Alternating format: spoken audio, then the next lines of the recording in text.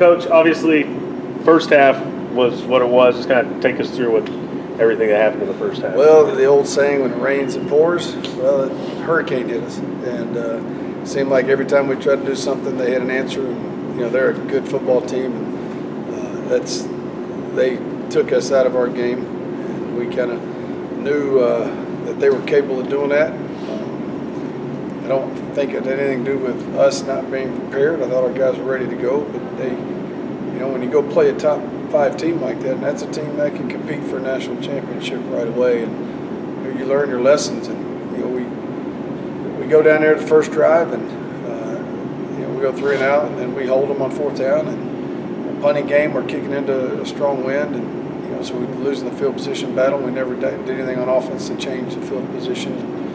Our defense starts a bunch of times inside the 40 and inside the 50, and then we throw an interception, they get the ball, or we fumble, they get the ball to 10, and 2 plays later we throw an interception and get a 15-yard penalty, and they get the ball to 10, and they block a punt, return one for a touchdown, and did some big plays. And it's just like when the old saying is, when it goes, and it did.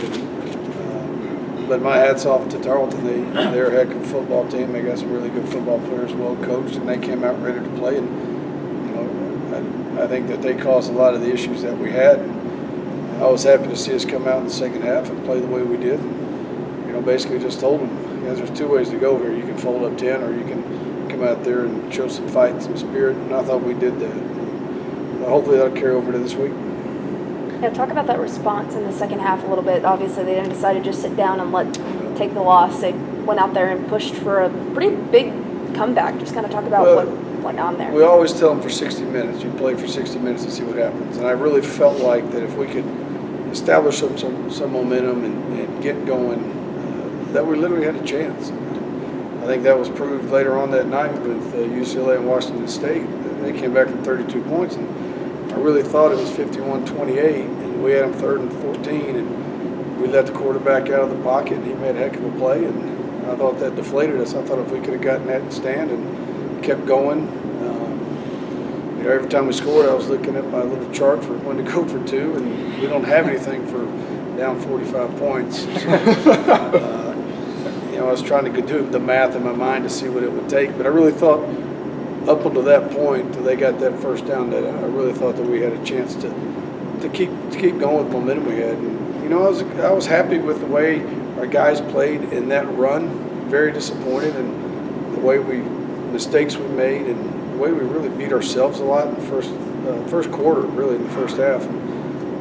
But we responded a little bit, and so that's there's a light at the end of the tunnel. And you're going to have days like this, and when you make mistakes against really good football teams, they're going to take advantage. And we're building to become that, and hopefully we learn from that lesson. So you guys outscored each of your opponents in the second half, all 3 games, win or lose. You told the guys, if we get going in the first half here, who knows what we could do. I don't. We're trying to figure out what it's taking. We scored the very first drive of Azusa Pacific, and then nothing. So it's not like we haven't produced in the first half. We did against William Jewell. We just haven't put an entire game together, and I think that's what we're striving for. And if there's an answer out there, somebody hit me up on Twitter or direct message me, because I'm looking for it, and our coach is looking for it. And so we're doing some different things in practice to try to get things rolling and to come out a little faster than we have.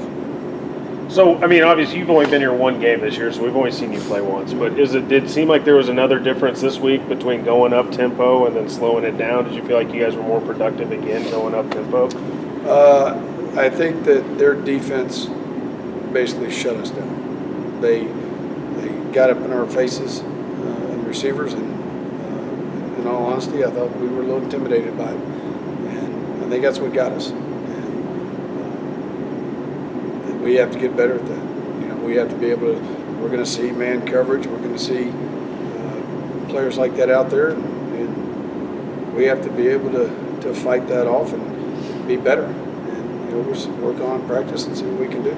Coach, I don't think the up tempo the up tempo might have hurt us a little bit because we weren't completing balls, but that's part of it. And as a defensive guy, I've always said it doesn't matter where they put the ball, you go out and stop them. And I thought our defense did an admirable job some of those times, but sometimes we missed tackles and gave up big plays. Western New Mexico has not won a game, but they played really close in all 3 of their games. So, what are you, as we get ready to play them at home? what are you looking at? They're a lot better than the record tells. They played some tough opponents. They had Central Washington this week winning, and I thought, one play away late in the fourth quarter than making it a heck of a game down there. And, they're better. Coach Tristan does a heck of a job, and he's recruited some players in there ready to play, and he's coached them up well. And, they're going to come in here hungry and ready to play, and they're going to see what happened to us. They're going to have an opportunity to come in here, and if we're not ready to play for 4 quarters, then it's going to be a dogfight.